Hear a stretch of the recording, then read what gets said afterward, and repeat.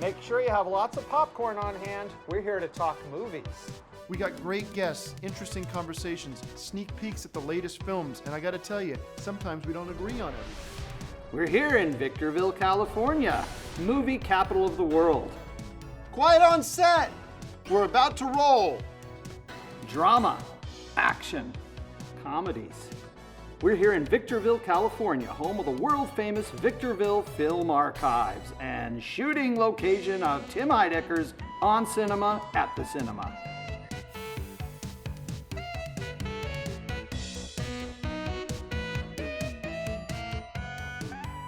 Hey everybody, welcome to another episode of On Cinema at the Cinema. I'm your host, Tim Heidecker, and I'm sitting here happy to be alive, on the mend, getting better and stronger every single day thanks to you guys, your love and support. I do appreciate it so much. And it's been hard, it's been a struggle, but I just gotta say thank God for the perks. I'm not talking about the perks like vacation and all this and medical benefits of which I don't have enough to cover what's been going on with me, but most important is the Percocets that keep the pain away, keeps the pain at bay. And my guest is Gregg Turkington from the Victorville Film Center, which is Hey where guys, we are right now. We're at the Victorville Film Center right now. We're still screening 7 nights a week.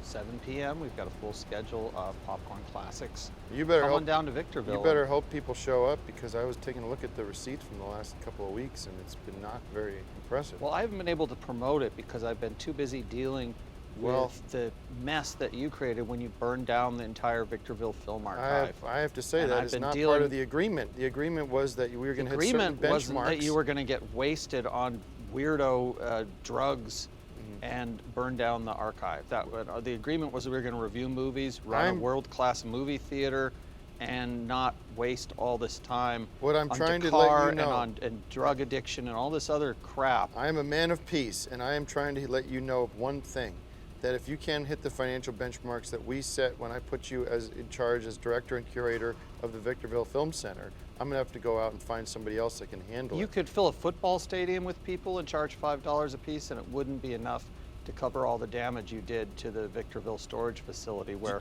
our archives were, which is now completely destroyed. It's going to have to be raised.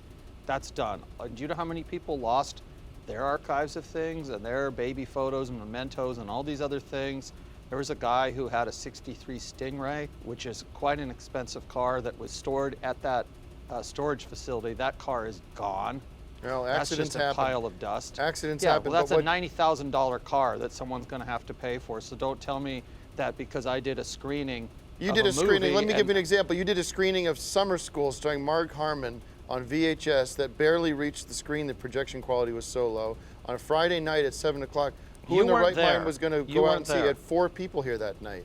And We people had- were complaining about we had popcorn being 14 old. people because we couldn't promote it properly. Well, it's no way to run a movie theater. I don't know why you can't show the first Well, run this movies. is a soft launch. Wait until we get everything completely ready to go, and we're getting the word out around Victorville now. I Well- was going door to door and passing these things out, Why letting would- people know, but I've had to go to the hospital all the time and watch them peel all this dead skin off of you layer by layer. Let me ask you a because you question. couldn't stay away from Dr. Sand's idiot drugs. Who in their Again. right mind would program Fletch 2 on a Saturday night? You had 1 person come in. Again, it's a soft launch. We're still testing the Well, let's equipment. move We don't on. have any radio ads. We don't have any TV ads. We were going to try to do something like that. But now, whatever little money you had left in the Tom Cruise Heidecker Memorial Fund is probably going to be paying for that guy's burnt Stingray and everybody else's stuff that got wrecked. My only in that advice- fire, that's all your fault. And I'm surprised you're My- going to get sued by your medical insurer if you have one, because this accident was not an accident at all. It was entirely your fault. And it put my archive in severe jeopardy. Thank God that fans have been sending me boxes of videotapes. Each day I'm getting another box, and we're rebuilding the archive. Well, you're very upset, but let me just remind, as a friend, I'm giving you advice to show movies people might want to come out and see. Well, I wouldn't Not take Fletch advice 2. from you because I don't think people want to see documentaries on Hillary Clinton. Okay. Thank you very much. That's the newest updates on the Victorville Film Center from Gregg Turkington. We've got 2 movies today. One is Snowden, directed by Oliver Stone. starring Joseph Gordon-Levitt, Shailene Woodley, Nicolas Cage, one of the greats, Scott Eastwood, that's Clint Eastwood. The story of NSA employee Edward Snowden leaking thousands of classified documents to the press. This guy, Snowden, is a traitor and should be hung up and should be hung out in front of Congress. And just review movies, don't review current events. I am trying. Is it a good movie or not? Who cares what the truth of the story is? We're curious if it's a good movie. It's typical Oliver Stone. You don't review the JFK bent. assassination in terms of whether it was a good assassination. You review the movie in terms of whether it was a good movie, which it was. It wasn't. This paints Snowden as a hero when he was a traitor. He betrayed us. He's as worse than Osama bin Laden, in my opinion. And he's brought down the greatest country on earth, America. He's brought them to our knees. And he should be tried for treason, and he is responsible for the end of our country. And the Russians have come and have invaded us already, and Chinese are right behind them. And you can say goodbye to American pie. No bags of popcorn, and shame on you, America, for letting Oliver Stone live. Well, this movie is kind of interesting because if you watched the last season of Decker, you saw an episode that mentioned Nicolas Cage, National Treasure. And also when we got into the treasure chest, we found a file and mentioned how much Oliver Stone would like to see this file. To see those two worlds come together in a motion picture shows once again the influence that Decker has had on modern cinema.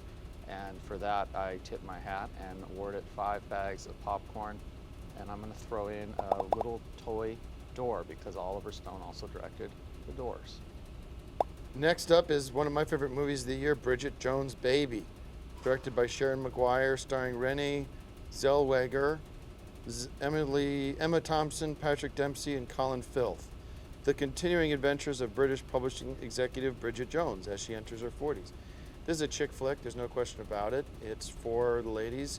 Me and Juliana checked it out a couple nights ago. We had a good time with it. We kind of used it as a good excuse to fool around in the movie theater. There's, we got that seat Could she in the even back. touch your face without you screaming? She didn't need to touch my face.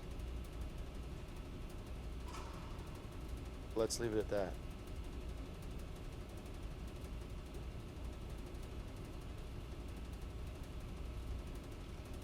What did you think? I give it 5 bags of popcorn and 2 cups of soda.